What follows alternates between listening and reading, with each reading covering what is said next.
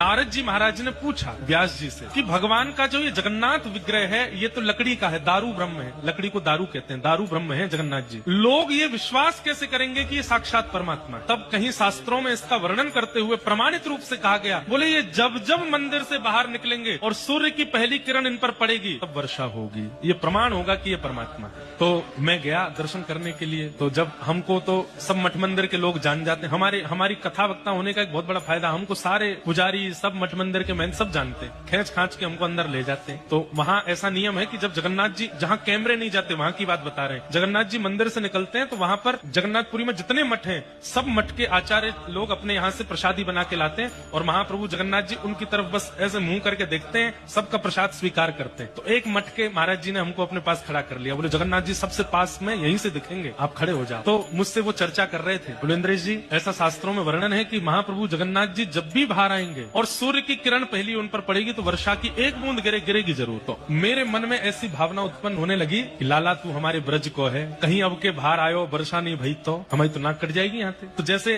अपने गांव का व्यक्ति किसी प्रतियोगिता में भाग ले तो यूं रहता है जीते, ऐसी भावना चित्त में आने लगी। अरे भैया ब्रजवासी की लाज रखियो। तो मन में घबराहट हो रही थी, क्यों? क्योंकि दूर दूर तक एक भी बादल नहीं आकाश में, तमतमाता हुआ जून जुलाई के महीने में होती है रथ यात्रा, भीषण गर्मी, मैं कहूँ ऊपर एक बादल नहीं है। और वो विजय घंट बजाते हैं वहां पर जब जगन्नाथ जी चलते हैं ना, तो ऐसे पंडा पुजारियों के कंधे पे हाथ धर के वो अनुभव कैसा है मैं क्या बताऊं, रोंगटे खड़े होते हैं स्मरण करके। तो सबसे पहले मंदिर से बाहर आते हैं सुदर्शन जी बाहर आए, उसके बाद आती हैं सुभद्रा जी और फिर आते हैं बलराम जी, और तीनों निकल के चले गए, वर्षा नहीं भाई। अब आई जगन्नाथ जी की बारी, और जगन्नाथ जी जब आते हैं तब भीड़ भी बहुत हो जाती है, और मैं कहूँ एक बादल नहीं है, एक बादल नहीं है। अब मुझे बादलों की चिंता ज्यादा कि बरसे को तो सही, ये प्रमाणित होना चाहिए कि ये परमात्मा है। जैसे ही महाप्रभु जगन्नाथ जी निकल करके बाहर आए और प्रथम किरण सूर्य की पड़ी, ना जाने कहां से एक बादल आया घूमता हुआ, तुरंत वर्षा हुई वहां पर। और जैसे ही रिमझिम वर्षा गिरी है, फिर जो नृत्य मेरे को हो रहा था अंदर ही अंदर, मैंने कहा वाह लाला तू सांचो देवता है, तेने प्रमाणित कर दियो। स्कंद पुराण में नारद जी महाराज